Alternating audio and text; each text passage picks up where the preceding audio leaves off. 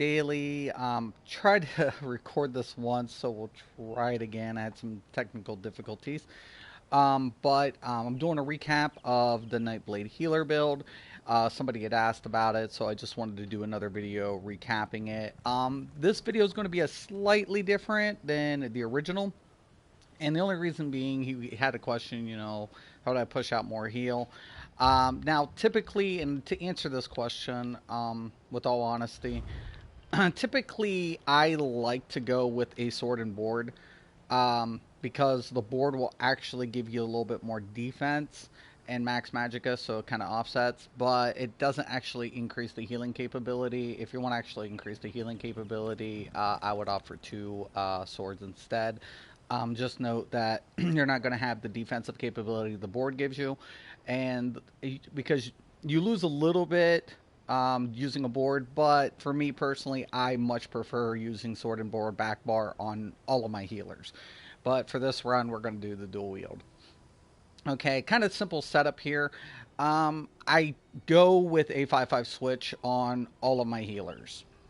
All of them. There is no question about this for me specifically, because I want to maximize resources and push out as much healing capability as I can.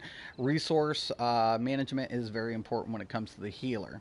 Now, what's funny is I will never use Julianos on my DK or a Templar healer, because it doesn't have any regen to it.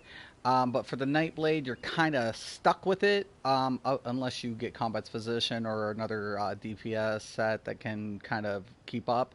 Because the more damage you're dealing as a Nightblade healer, you're essentially healing more. So basically, for me, I use a 5-5 switch between Julianos and Seducers.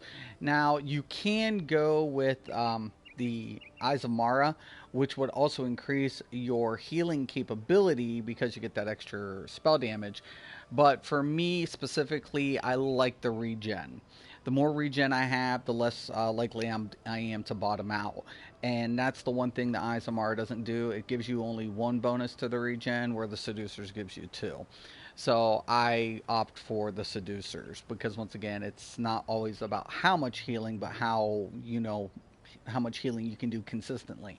So for me, this is a big plus for this layout. So I use a 5-5 switch between. Oh, and speaking of 5-5 switch, I had this dude when I said, I had a 5-5 switch. He's like, oh, I think this is a term you made up. Obviously, guys, I'm new to this game compared to most players. I've only been playing this 6 months. I had heard about the 5-5 switch coming into the game. So obviously, I did not make this up. This is something that we all have capability of doing. Twice-born star, you can't do a 5-5 switch. It's kind of like, why I don't, use twice-born star in a lot of my setups.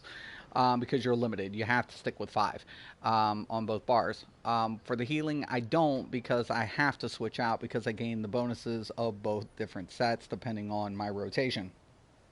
So as you guys can see, on this bar, I have the 5 Seducers on the staff side. And when I switch out to the sword side, now I'm only at 4 Seducers. And now I am at 5 Julianos. If anybody's ever wondered how to do a 5-5 switch, basically the best way to do this, you can't do it with Resto Destro. You have to do it with either sword and board or dual wield with a single staff side. The reason being is because the 2 swords will actually give you the bonus of the 5. Okay, so usually this is our consistent switch, because then when we switch out, we have a 5-3 versus the 5-2. So there you have it. So once again, I didn't make up this. It's just something, I was taught. I just implement this in a lot of my builds, so it works out really good. Now, when it comes to the skill bar, we keep, obviously, all the restoration staff on the resto bar. We keep the healing ward. This, to me, is a must on almost all of my builds. And I'm sorry about the door slamming, people. If you guys can hear this, once again, I record live.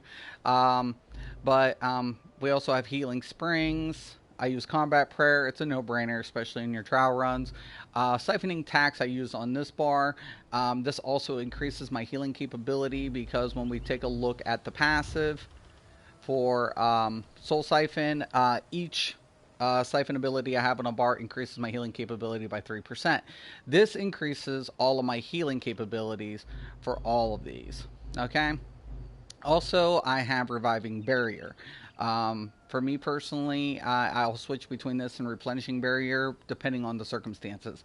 Reviving Barrier is great because it gives me 35,185 resistance of absorb, and also it does a 26,000 heal over 30 seconds. It's kind of really good to have. Now, when we take a look at the back bar, good rule of thumb for the Nightblade healers. Think of your back bar as your DPS slash heal bar. Everything here is set up damage, but also it except the Soul Siphon. Now this is great because for me, this is another perk because once again we go in, we were only at 3%, but now we're at 9%. This increases all of our healing capabilities for our siphoning attacks. We have the builder over here, which is Sap Essence. We also have Funnel Health.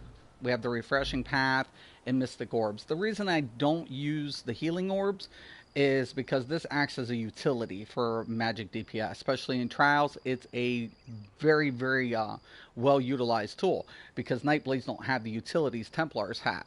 So this is kind of giving me that capability of, you know, giving them something, you know, the Magicka, even though I can't do shards.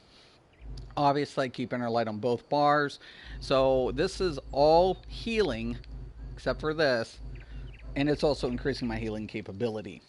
Now, another thing I want to point out is Nightblade healers don't have major mending. So this is another reason why I do heavy attacks constantly. Not only am I healing the party when I'm doing a heavy attack, but I'm also gaining major mending from the passive.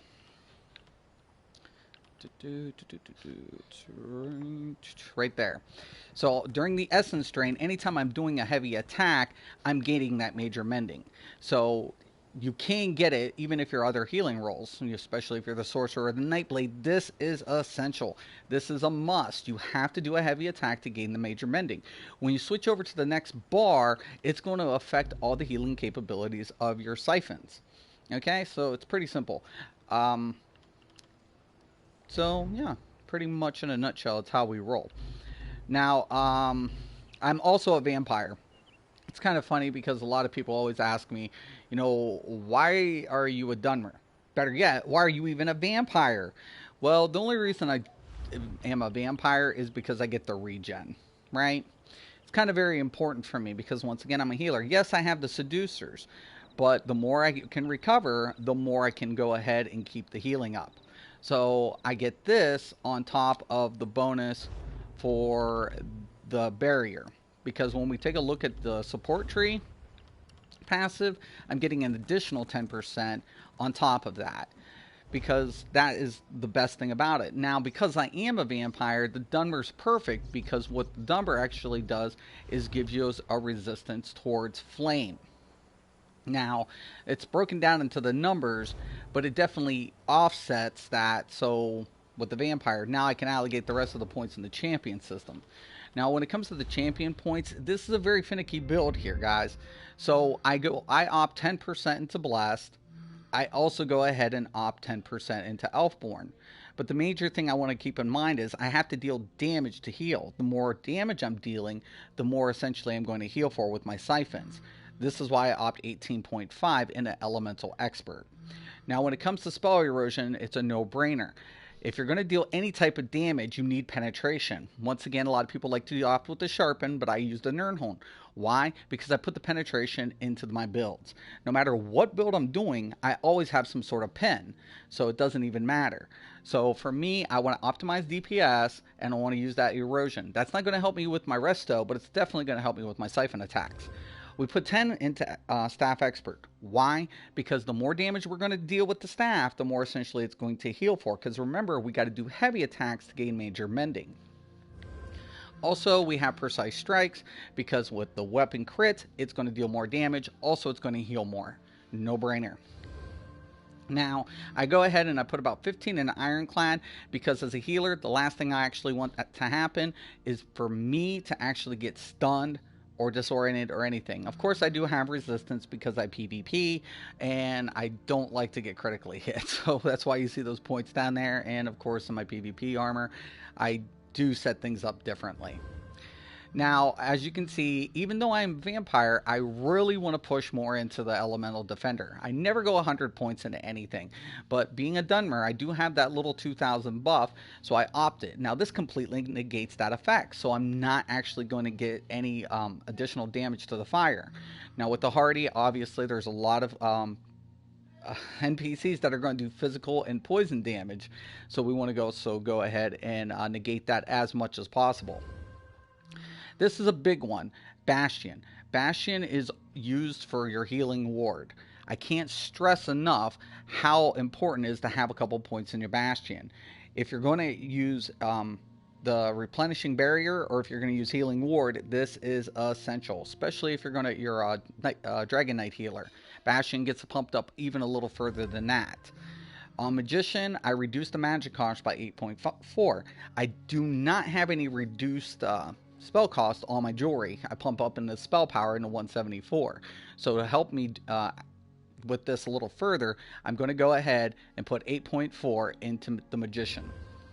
When we take a look at the Arcanist, a lot of my points are allocated towards here. I want, once again, the recovery to be insanely high. I don't know how often I'm going to heal or what I'm going to be healing per se. This, when it comes to a normal dungeon, I don't need as much, but when it comes to vets, and especially trial runs, I need as much recovery as I can get. Also, we're going to go put 53 points into healthy. Me being a vampire, I'm going to take a reduction in health recovery. This is going to offset that a little bit, and keep in mind that you're essentially healing yourself, so it's not as dramatic. But once again, I do put that in there. I put one point into stamina recovery just to have it. It's 1%. 1% might not seem a lot, but in those clutch moments and you need a roll, that definitely comes in handy. I also go ahead and put in Tenacities 1.5. I do a lot of weaving and a lot of heavy attacks, so this is definitely going to help me recover that on top of the Arcanist. I also put 1 point into Tumbling because that once again goes ahead with the Mooncalf for my rolls if I need it. Okay, now I'm hoping to actually go ahead and just queue a random, just to kind of give you an overview of how this actually works. So, and now once again, I do not know what I'm getting into, and I'll be danged if I roll vets. I sometimes get the worst vet rolls whatsoever. I get the worst runs. Okay, Elden Hollow, we can roll with this. Now, I actually turned the in-game sound down, so hopefully you guys can hear my descriptions as I'm going through this instead of all of the background noise. You'll hear some of it, but it shouldn't be as noticeable. You know, because prior to all my videos, you could barely hear what I'm saying in a dungeon. Okay, I'm going to reapply my food buff. I'm going to make sure my pots are up. And when we take a look at the character sheet, that's what we're looking at. Now, when it comes to the boon guys, I use the Apprentice. I don't have a lot of crit on a healer, so I definitely want to make sure my base damage is up so my heals are consistent.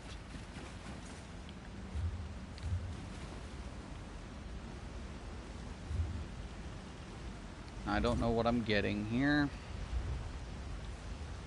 It's actually all pretty high, surprisingly enough. I'm surprised there's not a lot of lobies in here.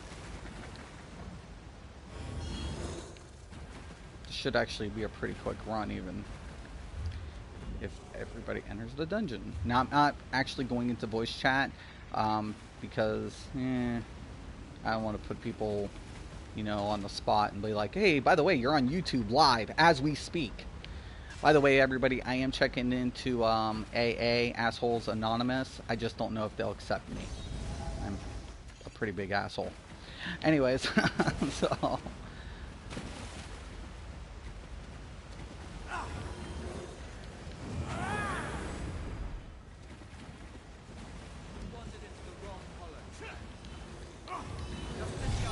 Now remember, when we come up here, the first thing I'm going to also do is sap, and then you're going to see me do my heavy attacks.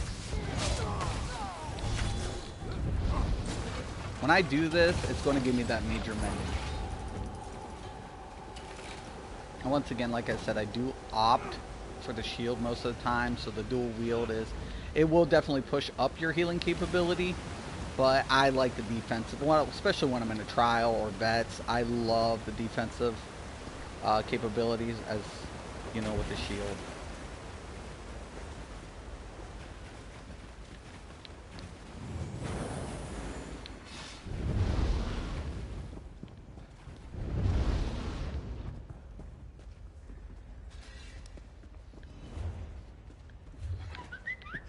I think we got somebody who's a little lagging or something. By the way, the servers have just been terrible. Now you'll always see me put down the healing springs up first.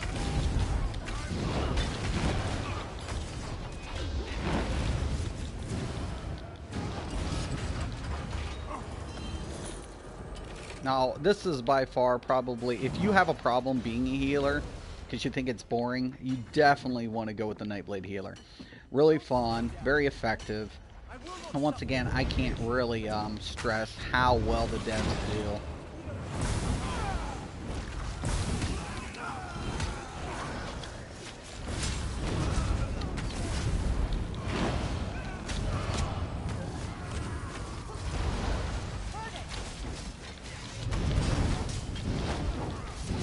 Now, consequently speaking, the more mobs I have, the more I actually heal for, because of the sap essence. Now, I will say the Templars are better, probably better boss healers when it comes to that aspect. So I don't ever want people to think that, you know, Nightblade healers outperform Templars or Templars outperform Dragon Knights. They all have a very unique approach to their builds, and I really appreciate the devs, what they bring to this game for this.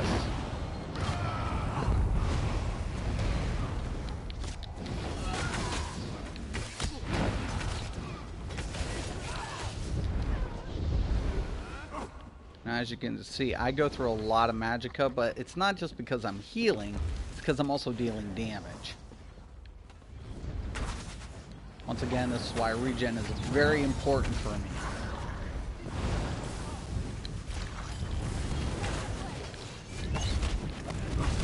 Now, if I really want to kick things up, when I use that, it's also going to increase, when I use this, the Soul Siphon, it's going to increase my healing capabilities.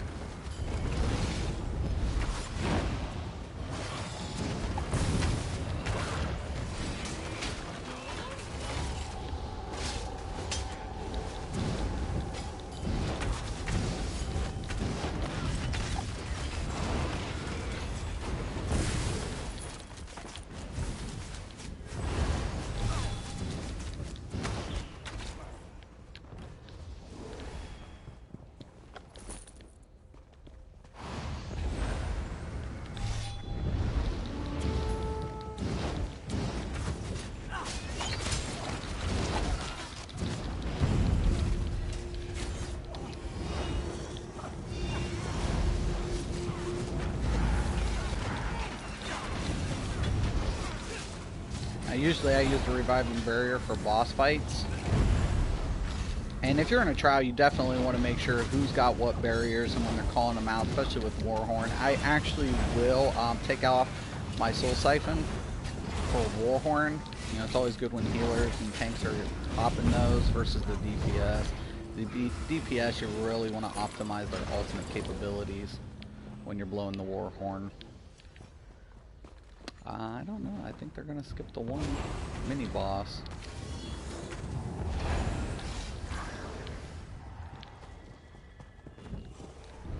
I'll go over here with the tank and do it. Why not? Maybe the DPS will catch on. Maybe they won't.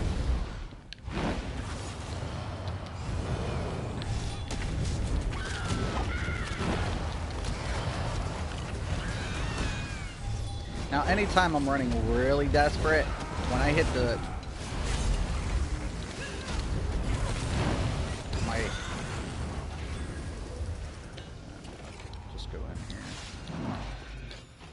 Anytime I'm going to hit my siphoning attacks, I want to do short burst. I don't want to do the heavy draws on that.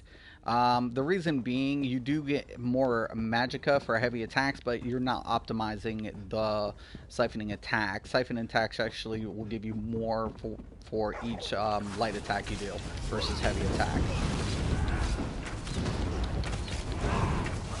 I'll always remember. We're just killing things so fast. Get that heavy attack in. Okay.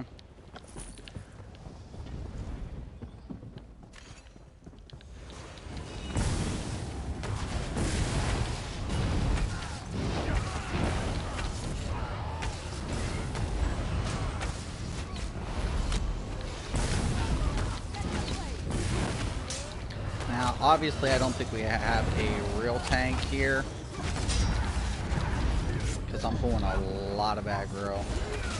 Bad thing about healers, man. I love it when people are like, oh, we don't need a tank. Hey, man. Typically, I will not heal without a tank. I'll actually drop or I'll kick the person if they double Q. Just will not happen. It's not my book. DPS, don't get caught with me doing that when you're with me, because I refuse to heal people. Why? Because I pull the aggro. You might not think that's a big deal, but trust me, when you're a healer, it's a very big deal. But we're on normal, and I really don't care about this one so much.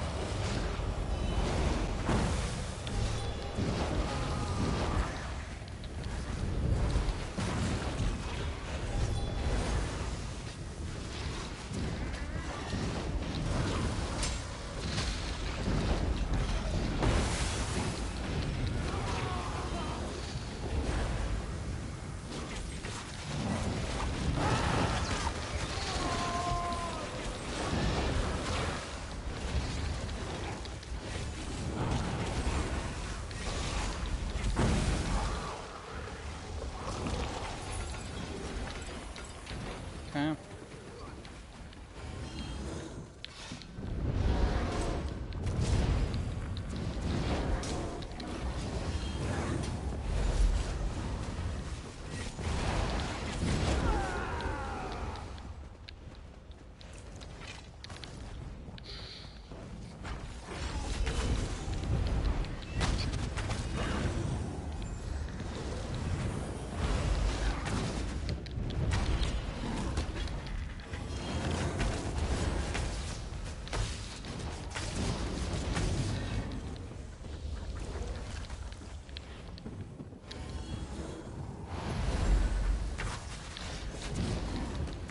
Now I know a lot of people always want to say, well, you know, Mystic, if you're dealing more when you deal more damage, you heal more. Shouldn't you just go ahead and go with Twiceborn Star with the Thief and the Apprentice? Once again, for me, just does not do the 5/5 switch, and I need resource management.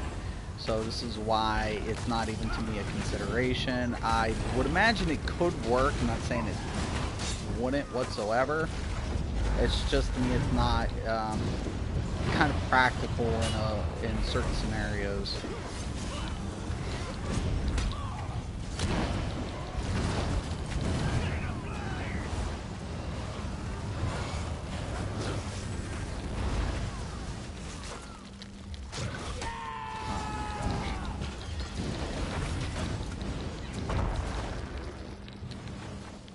Oh, sorry about the baby in the background, guys. That's my granddaughter. I'll mute this for a second here.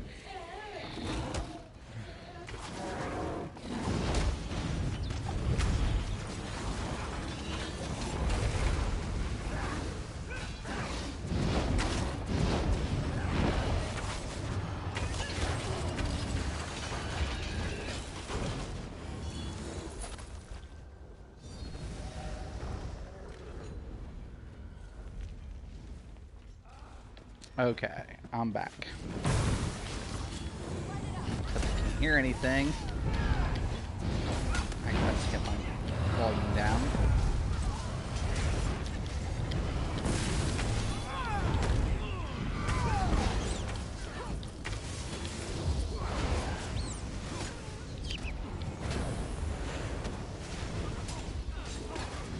There we go.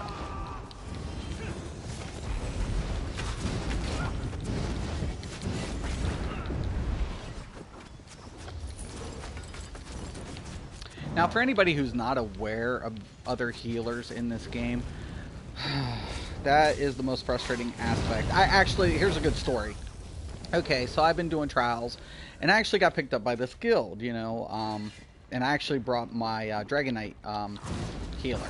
And they had never heard of a Dragon Knight healer, like, completely clueless. And I'm like, oh my god, really? And they're like, well, that's a good, a new, kind of a interesting concept. I'm like, no, it isn't an interesting or new concept. It's been here. It's been done. I'm not the person who's creating this. I mean, I have my own build for it, but I'm not the person actually creating it. And we got through the trial. Now, mind you, we just did like the first time it was like a normal trial, and they were like impressed, but we only ran 2 healers. And I was like, really, guys, I just don't know what to tell you. I'm kind of actually really disappointed that you guys really never heard of it. But what was interesting, we were in Cyrodiil, and now, mind you, when I don't know why this person is over there, but it was kind of interesting because one of the major things for me was we were in Cyrodiil, and I was following you know, like this little Zerg going on, you know, just keeping people healed because I'm on the healer, whatever. And next thing you know, I died, but there was a bunch of you know, blues just stacking up, just tons of them stacking up.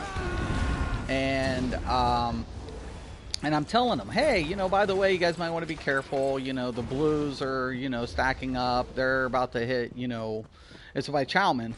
And next thing you know, the leader was like, just because you died doesn't mean we're gonna die. If you would have stuck with us, you would have lived too. And I'm like, Jesus, man, seriously, wow, okay, I'm sorry.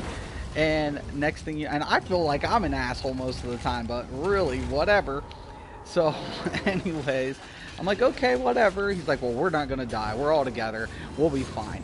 They ended up going down there. He died. He's like, yeah, they killed me. And, of course, my smart ass replies, hey, I thought you weren't going to die. Not only did he kick me from the party, he kicked me from the guild for making such a comment. I was like, hey, you know, no loss, man. I don't even know what I was smoking, playing with players who never even heard of the Dragon Knight healer. But, hey, whatever. Have at it.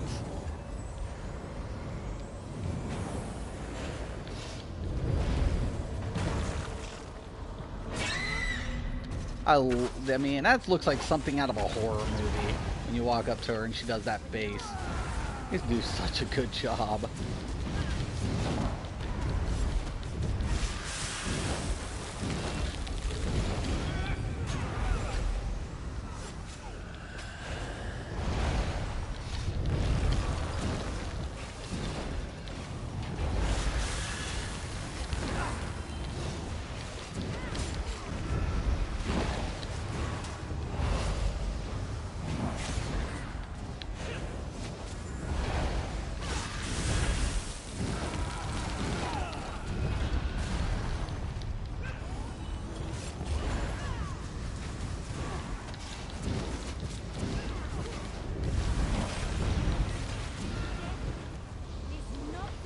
Okay, there we go.